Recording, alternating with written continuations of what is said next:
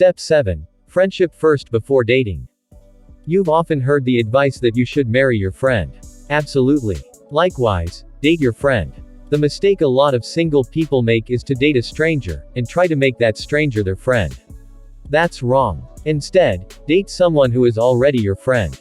Even if you are interested in a stranger, make that person your friend first before you date that person. It's through friendship you get to know the real person you're dealing with. People often hide their true selves under the carpet of dating. They display only the good sides, and silent the bad sides. They do everything to impress you so you can accept to date them.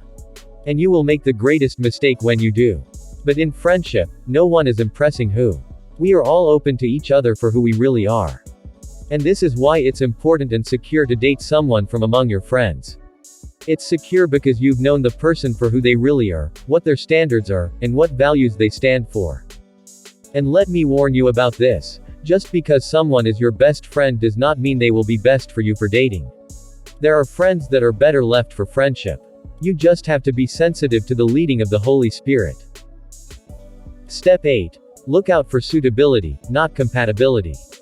While it's good to look out for how compatible you are with someone before you date them, more important than that is the suitability you have with that person. In other words, it's possible to be compatible with someone and not be suitable for each other.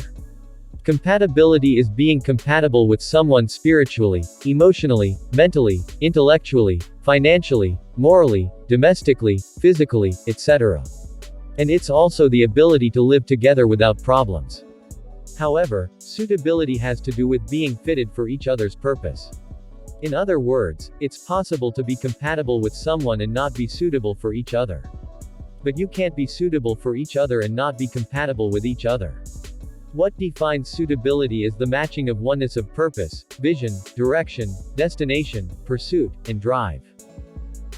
There are good people you can be compatible with, but are not going your direction.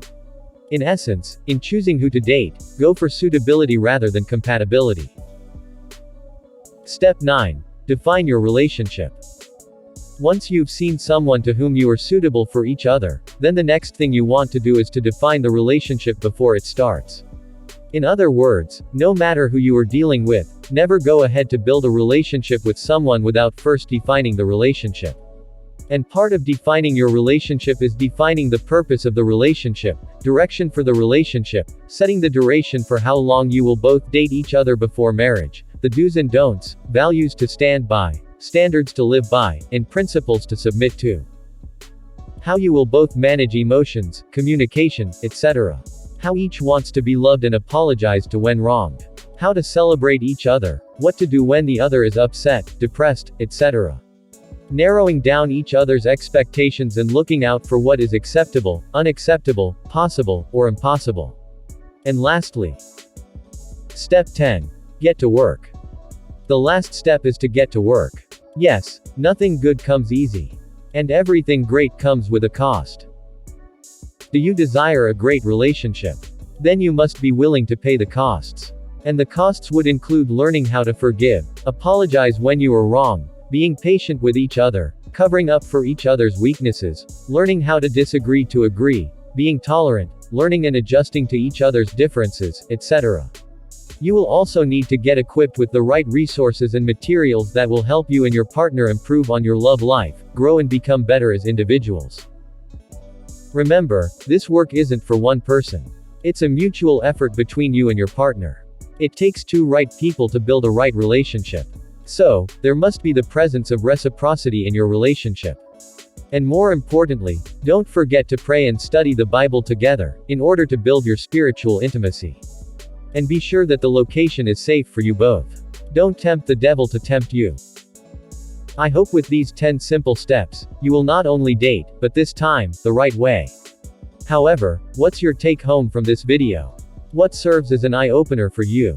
And what contribution do you wish to add to this video? Answer below in the comments section. Thank you as you do so. And many thanks for watching, liking, commenting, and sharing.